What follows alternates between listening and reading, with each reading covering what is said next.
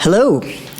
I am going to read a couple of the pieces out of the book, but first I'm going to start with something. All of the events, I hate to even use this word anymore, but the political events, politics, had me feeling very nostalgic this week. So I wrote a poem called Dancing with Ghosts.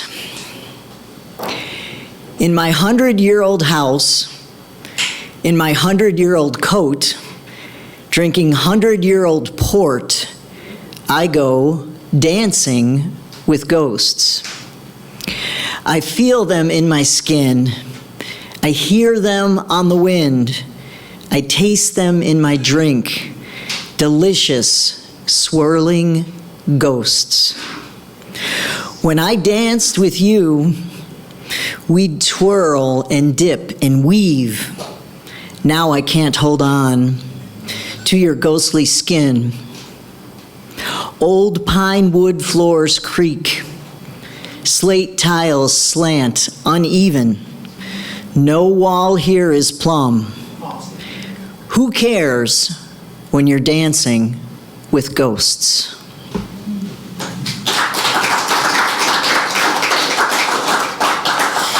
Thank you. And as Terry mentioned, I finally did it. I self-published on Amazon with the help of a young person, okay?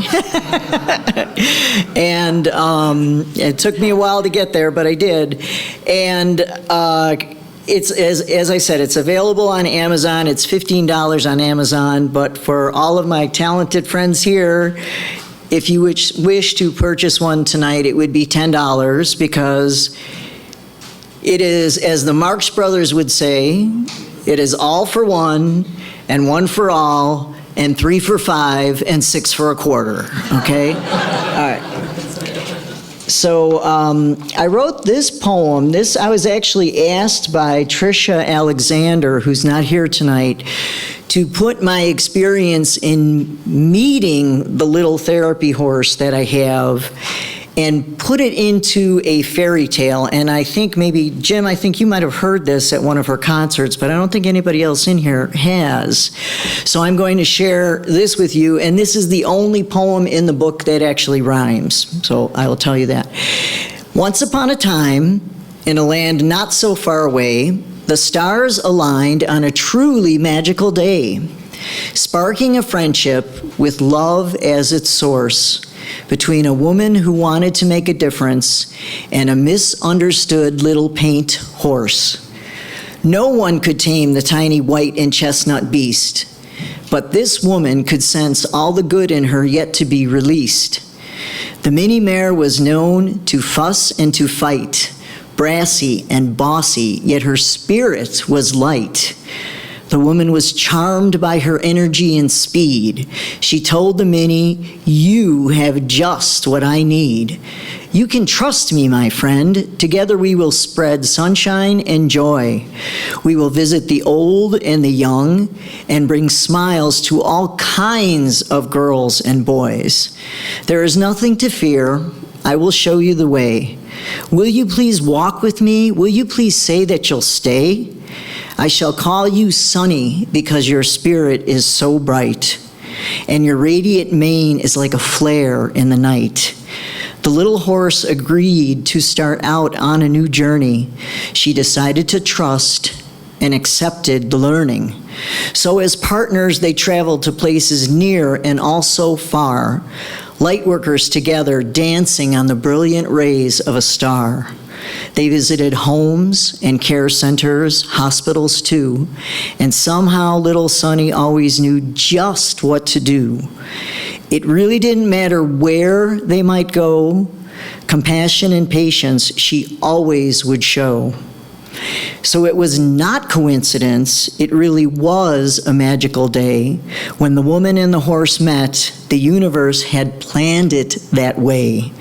For when given a chance to bring joy to so many, they both grabbed the reins, regrets they didn't have any.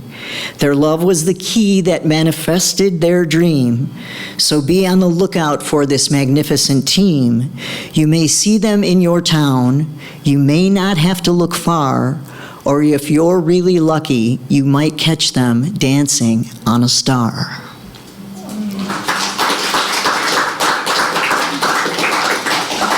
Thank you. And then I have a poem that is in the book, and it's entitled Superhero. And this is when she was actually asked by the town of Barrington to walk in their 4th of July parade. And it was quite an experience, let me tell you. Have any of you ever been to that particular parade and how crowded it is?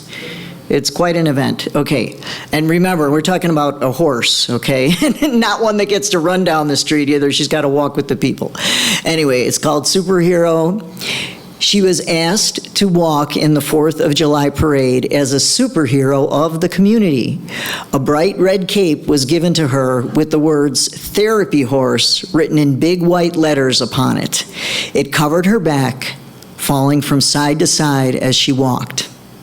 She wasn't fazed by the school bands warming up in the parking lot, nor the fire truck's sirens or muscle cars revving their engines. She didn't flinch at the little dog walking next to her with his own superhero cape flapping in the breeze.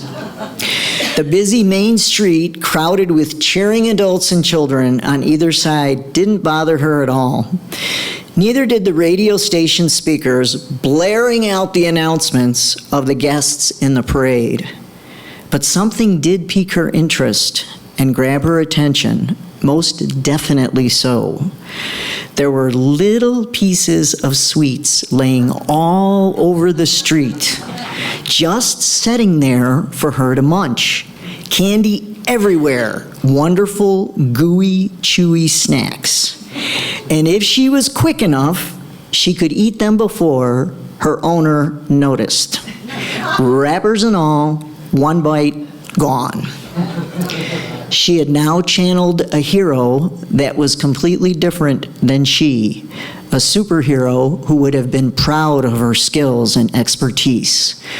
The little therapy horse had now become the Flash, and she moved like lightning, touching the ground to gobble up the sweets before anyone could even see her.